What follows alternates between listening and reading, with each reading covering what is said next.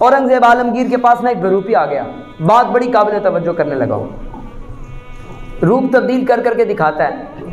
कहने लगा हज़रत मैं रूप तब्दील करूंगा, अगर आपने मुझे ना पहचाना ना मैंने आपसे इनाम लेना है। कहने लगा यार ये कौन सी बात है, वो मैं इतना अंधा तो नहीं, तू रूप तब्दील करके आए मुझे पता ना चले। और ना भाई ऐसा नहीं होगा, वो आज के हुक्मरान हैं कि जिनको पता ही बाद में चलता है जी हुआ क्या है, फिर टीवियों के ऊपर आकर वजाते देते फिरते हैं। और ना इधर उधर की तो बात कर, मुझे ये बता काफिला क्यों लुटा, मुझे राहजनों से गरज नहीं, तेरी राहबरी का सवाल है, और तू क्या कर रहा था। लेकिन ये बुजुर्ग ऐसे हुआ करते थे कि कमाल कर दिया। आपने फरमाया यार मैं इतना भी अंधा नहीं कि तू रूह तब्दील करके आए मुझे पता ना चले। फरमाया जा जो करना कर ले, मैं पहचान लूंगा। अल्लाह अकबर। कुछ दिनों के बाद उस बेरूपिया ने देखा कि बादशाह के सामने फ़कीरों की लाइन लगी हुई है। इसने भेष तब्दील किया, फ़कीरों वाला अंदाज़ अपनाया, मुंह पे खाक मली, फटे पुराने कपड़े पहन ले, सारा अंदाज़ बदल कर लाइन के अंदर लग गया कासा पकड़कर। सब की बारी आई, बादशाह ने 3-3 सिक्के निकाल कर दिए, इसकी बारी आई, बादशाह ने 10 सिक्के निकाल कर दिए। कहने लगा ये ले पकड़, तेरे आने जाने का किराया हो गया, मैंने तुझे पहचान लिया। बड़ा परेशान हुआ।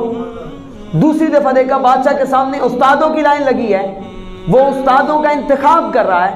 इसने बड़ी कैप पहनी, बड़ी टोपी ली, अंदाज बनाया उस्तादों वाला, बिल्कुल साफ सुथरा होकर खुशबू लगाकर लाइन में लगा उस्ताद बनकर।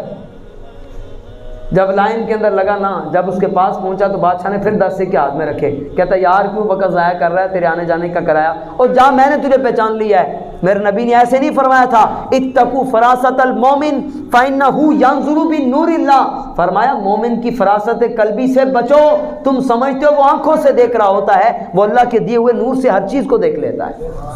अल्लाह मेरी बात यहीं पर आकर ख़त्म हो गई। उसने पहचान लिया।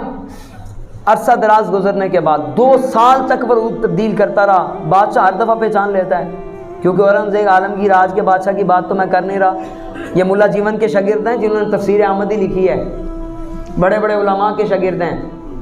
किसी आम बंदे की तो बात नहीं कर रहा ना मैं, तो उनकी फरासत कल भी बड़ी ज़्यादा थी, वो हर एक को देख लेते थे। अरसा दराज गुजर गया, 2 साल हो गए, रूप तब्दील करता रहा, पहचान लिया बादशाह ने। एक दिन ये हुआ बादशाह ने जहाज पर जाना है, रस्ते के अंदर से गुजर हो गया, देखा पहाड़ी के पास ना लोगों की लाइन लगी हुई है। कहा क्या हुआ? कहने लगे जी यहाँ पर हमारे पीर साहब बैठे हैं, अल्लाह वाले हैं, तो सारे लोग ना उनसे दुआ करवा रहे हैं। बादशाह कहने लगा यार अल्लाह वाले हैं तो मैं भी दुआ करवा लेता हूँ। वो आज के बादशाह तो नहीं थे, वो बादशाह थे जो अल्लाह वालों को माना करते थे। कहने लगा जी मैं भी दुआ करवा लेता हूँ। आगे जाने लगा, कहने लगा हजरत लाइन में लग जाएं, हमारे हजरत बादशाह हो या फ़कीर हो सबको एक निगाह से देखते हैं, वो आज के पीर साहब थोड़ी हैं कि अमीर आ जाए तो सामने बैठ जाता है, फ़कीर आए तो वो पीछे जगह मिलती है। ना ना, ऐसा अंदाज नहीं था। कहा जी सबके लिए बराबरी है। बादशाह लाइन के अंदर लग गया। बात बड़ी दिलचस्प, 1.5 घंटे के बाद बादशाह की बारी आई। बादशाह दोजानो होकर फ़कीर के सामने बैठा है और कहता है बाबा जी दुआ करना, जहाज पर जा रहा हूँ। अब वो बादशाह जो उसके सामने बैठा था उसके सामने आजिज़ी कर रहा है। वो कहने लगा बादशाह जहाज पर चले जाओ, मालिक तुम्हें फतहयाब करेगा, अगर मालिक तुम्हें फतहयाबी दे देना तो फिर अतराना नहीं, इसको अपना कमाल नहीं समझना, और अगर तुम जंग से हार भी जाओ तो मायूस नहीं होना, मालिक तुम्हें दोबारा फतहयाबी अदा कर देगा। ये बात की। अब बादशाह दुआ कराकर वापस पलटने लगा ना, तो बात सुनिएगा, बादशाह ने चंद सिक्के निकाले, उसके मुसल्ले के नीचे रख दिए, उल्टी कदम उल्टी चाल चलकर पीछे की तरफ जा रहा है, उल्टे कदम वापस पलटने लगा ना, वो फकीर जो गार के अंदर बैठा था मुसल्ला झाड़ कर खड़ा हो गया। कहने लगा बादशाह रुक जा, आज तूने मुझे पहचाना नहीं है। और ये वही बेरूपिया था, इधर भी रूप तब्दील करके आया था। बादशाह हैरान हो गया, कहने लगा यार बड़ा कमाल बंदा है यार, तू वाकई तूने मुझे हैरान कर दिया, 2 सालों के बाद आज ऐसा रूप तब्दील किया, मैं तो हैरान रह गया। अब जो बात है बड़ी कमाल है, अल्लाहु अकबर।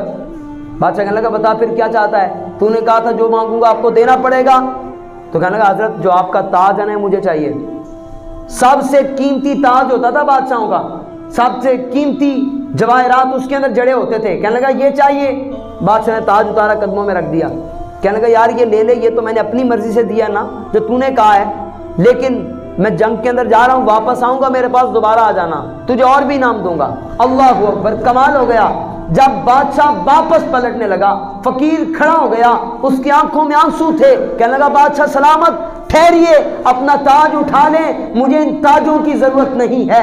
بادشاہ کہنے لگا یار کیا ہو گیا, کمال کی بات کرتا ہے, اور 2 سال روپ تبدیل کر کر کے آتا رہا, آج اگر انعام مل گیا ہے تو اس کو لے لے. کہتا بادشاہ اٹھا لے, اس کی ضرورت نہیں ہے, آج مجھے اصل بات کی سمجھ آ گئی ہے. کہا بتا یار وہ کون سی بات ہے جس بات نے تجھے ہر چیز سے بے نیاز کر دیا ہے. فقیر رو پڑا, رو کر کہنے لگا بادشاہ او یار میں تو بھولا رہا, آج مجھے بات کی سمجھ آئی ہے.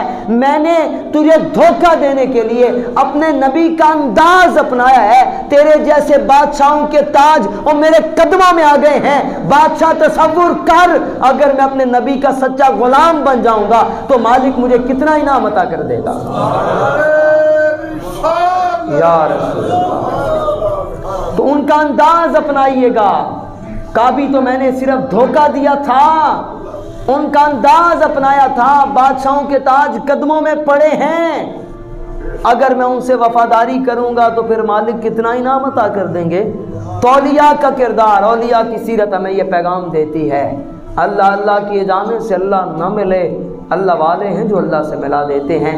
آئیں اس پیغام کو اپنے ساتھ لے کر جائیں, ان کی سیرت پر چلیں, ان کا انداز دیکھیں, ان کا طرز معاشرت, طرز زندگی دیکھ کر اپنی زندگیوں کے اندر نکھار پیدا کریں. اللہ مجھے اور آپ کو عمل کی توفیق